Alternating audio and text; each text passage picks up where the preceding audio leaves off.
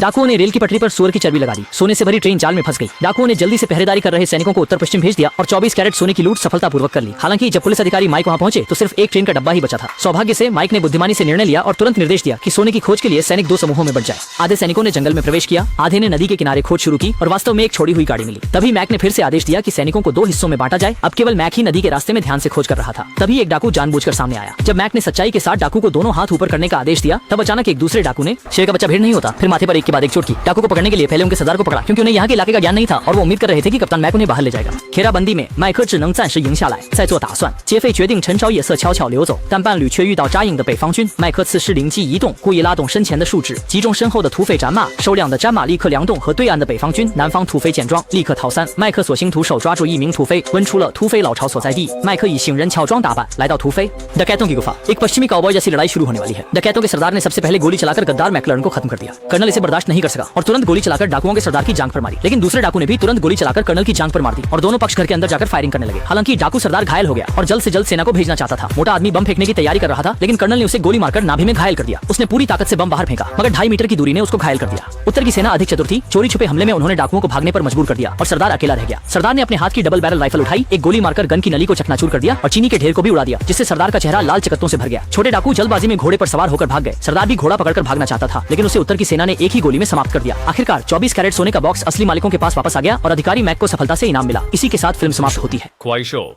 हर प्रकार के जीवन को गले लगाओ।